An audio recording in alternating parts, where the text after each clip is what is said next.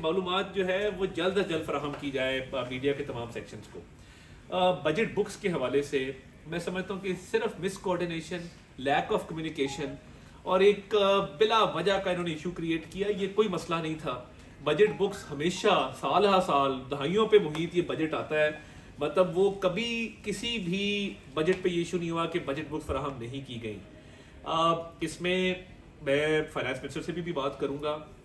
میں ان کو 2 گھنٹے کا ٹائم دیتا ہوں, اس کے اندر اندر بجٹ بکس جو ہیں وہ آج آپ کو فراہم کریں. یہ کوئی طریقہ نہیں ہے. اور بات کر لیں وہ آپ قبول کیجیے گا, وہ آپ بالکل آپ کی مرضی. مگر میں یہ دیکھیں بات یہ ہے, میرا تو یہ قصور نہیں تھا. میں تو صرف کیونکہ میری ذمہ داری بنتی ہے, میں انفارمیشن منسٹری کا کسٹوڈین ہوں, آپ کے درمیان موجود ہوں.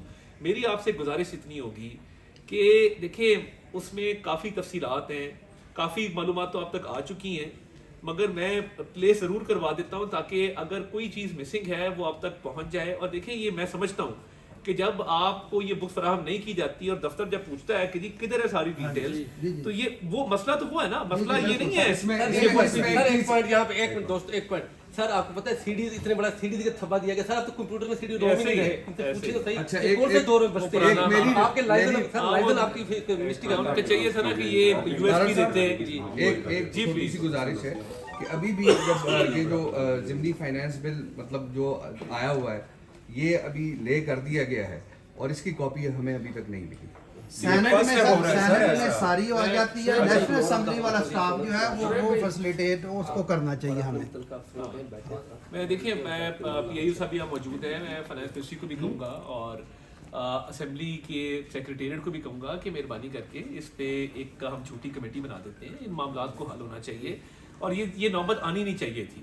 اور مجھے دکھ بھی ہے, افسوس بھی ہے کہ یہ نوبت آئی کہ آپ کو یہ واک آؤٹ کرنا پڑا. اور میں آپ سے درخواست کروں گا کہ آپ واپس جائیں اور ان تمام معاملات کو ہم حل کریں گے. دیکھیں میں آپ کو بتاؤں, منسٹری آف انفارمیشن کے دروازے 24 گھنٹے کھلے ہیں اور میں فرنٹ لائن پہ آپ کے ساتھ کھڑا ہوں گا. مجھے اس میں کہنے میں کوئی یار نہیں ہے کہ جہاں کسی صحافی کا کوئی ایشو ہے, جہاں پہ ہم اتنے بڑے بڑے اقدامات کر رہے ہیں ہیلتھ انشورنس کے حوالے سے, باقی معاملات کو اٹھا رہے ہیں, تو دیکھیں یہ مس کوآرڈینیشن ہونی نہیں چاہیے تھی. اور میں نے جو بات کی نا, دیکھیں میں یہ کتابوں کی بات مجھے زیادہ اس لیے سمجھ آتی ہے کہ جب آپ دفتر آپ کو پوچھتا ہے, آپ نے اسٹوری فائل کرنی ہے, آپ نے رپورٹ فائل کرنی ہے, میں آپ کو صحافت کو تھوڑا بہت سمجھتا ہوں, تو وہ پھر اس میں آپ کی پیشہ ورانہ صلاحیت کے اوپر سوال اٹھتا ہے کہ جی یہ ادارے کو لیٹ ڈاؤن کیا ہے کہ جی آپ یہ کر ہی نہیں سکیں, آپ رپورٹ ہی فائل نہیں کر سکے, اسٹوری نہیں فائل کر سکے, اس پہ کچھ لکھ نہیں سکے, اس پہ کوئی معلومات ٹکرز نہیں فراہم کر سکے. یہ میں بات اس لیے کر رہا ہوں کیونکہ اس کی سمجھ ہے تو میں آپ کے درمیان یہاں پہ سر. اس میں گزارش یہ ہے, ایک تو چیئر سے ہمیں یہ آپ شو کی دلوا دیں کہ نیکسٹ بجٹ جو ہوگا ذمہ داروں کا ایک تو وہ کروا دیں. سوری, دوسرا ایشو سر سب سے بڑا جو ہمارے جرنلسٹ کی کلنگ ہے جی اس کے اوپر دیکھیے میں سمجھتا ہوں اس پہ بالکل وہ میں تمام دیکھیں اس پہ میری گزارش یہ ہوگی کہ میں چاروں جو ہمارے صوبائی انفارمیشن منسٹرز ہیں ان سے گزارش کروں گا ایک میٹنگ اس پہ کر لیں, کیونکہ وہ زیادہ مسئلہ جو ہے وہ صوبوں سے ریلیٹڈ ہے اور 18th امینڈمنٹ کے بعد وہ ان کا معاملہ ہے. اس پہ میں ایک میٹنگ کال کرتا ہوں, چاروں انفارمیشن منسٹرز کو بلائیں گے, جو نہیں آنا چاہتا اس کی مرضی, مگر ہم چاروں کو بلا کے بیٹھ کے اس پہ کوئی نہ کوئی میکنزم ہو, کوئی نہ کوئی باڈی ہو کہ جہاں پہ یہ معاملہ اٹھایا جا سکے اور فی الفور اس کی جو داد رسی کی جا سکے. اور وہ اگر انفارمیشن منسٹری کے اندر بیس ہو جائے تو میں سمجھتا ہوں تو وہ بہتر ہو جائے گا. تو ایک ہم کمیٹی اس پہ بنا لیتے ہیں, اس کو کمیٹی آف انفارمیشن منسٹرز کہہ لیں یا ریگارڈنگ رائٹس آف جرنلسٹ کہہ لیں, تو وہ اس کو میں نوٹیفائی بھی کرنے کو تیار. بس یہ ٹھیک ہے سر.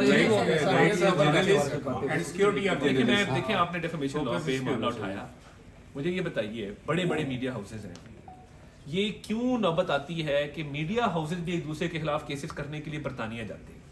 یہ ایک حقیقت ہے, کیونکہ ہمارا حقیق عزت کا قانون وہ ٹھیک طریقے سے اس پہ امپلیمنٹیشن نہیں ہو پاتی.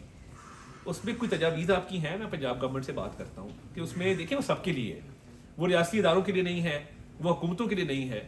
حتیٰ کہ عزت جس کی بھی ہوگی اس کے پاس یہ رائٹ حاصل ہے کہ وہ کورٹ جا سکے. دیکھیں اس میں دوسری بات یہ کہ آپ سے میں ایک اور درخواست آج اور یہ آفیشلی کر رہا ہوں باقاعدہ پی بی اے سے اور اے پی ایل اے سے میٹنگ کرنے کے بعد, جن اداروں نے تنخواہوں کی ادائیگی میں تاخیر کی ہے یا جو تنخواہیں ٹائم پہ نہیں دیں, آپ مجھے وہ کائنڈلی ایک لسٹ دے دیں.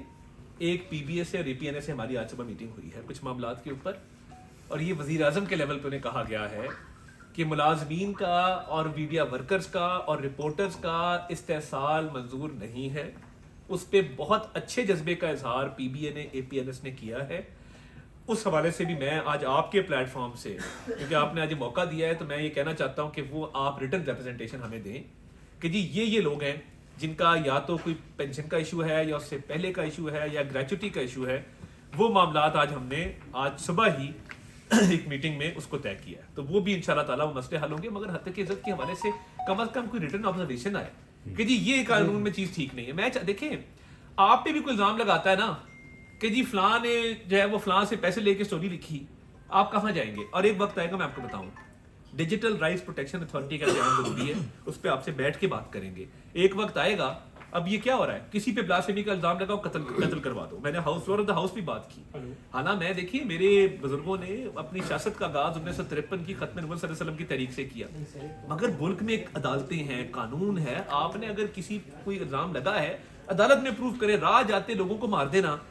اور دیکھیں اگر ڈیجیٹل رائٹس پروٹیکشن اتھارٹی کی میں اس لیے بات کرنا چاہتا ہوں کہ کل کو کسی کا کوئی گریونس ہو, یہ تھانے بنے تھے نا گورے کے زمانے میں 1800 میں, کیوں بنے تھے کہ قتل, ڈکیتی, رازنی یہ چیزیں عام ہو گئی تھی, تو انہوں نے کہا کہ کوئی نہ کوئی سسٹم ہونا چاہیے. مجھے بتائیے آج کوئی بھی کسی کو کہے کہ فلاں نے بلاسفیمی کمٹ کی ہے اور وہ ٹویٹ وائرل ہو جائے اور کوئی کسی کو قتل کر دے, تو قتل کرنے والے کو تو پکڑ لیں گے, ٹویٹ کرنے والے کا کیا ہوگا؟ میں مثال اس لیے دے رہا ہوں, کوئی نہ کوئی سیل ہو, کسی کے بچے کی چائلڈ پورنوگرافی ہو جاتی ہے, یا کسی کے حوالے سے آپ کوئی بھی خبر لگا کے کوئی سوسائڈ کرنے پہ مجبور ہو جاتا ہے. بات یہ ہے کسی نہ کسی وقت اس پہ بیٹھ کے بات ہونی ہوگی, ورنہ کسی کے بچے اس ملک میں محفوظ نہیں رہیں گے. اس پہ براڈر کنسلٹیشن کی ضرورت ہے, اسٹریٹجی کی ضرورت ہے. آپ بھی اس میں اپنی تجاویز دیں, اور حد کی عزت کے بل کے حوالے سے اگر آپ کی کوئی تجاویز ہیں کہ جی یہ چیز اس میں بہتر کی جا سکتی ہے, وہ تو سب کے لیے ہے, تو وہ بھی ہم پنجاب گورنمنٹ سے ٹیک اپ کریں. عطا صاحب ایک اور بڑی اہم بات, نوید صاحب ایک بات دیکھیے میں سمجھتا ہوں یہ کریں جی. عطا صاحب معاملہ یہ ہے کہ جو 5-6 سال سے جو رپورٹر کام کر رہے ہیں, جن کی 40-50 ہزار تنخواہ ہے, مالکان کو کہیں وہ بھی ان کو بھی انکریز کریں. 10 سال سے نہیں بڑھی,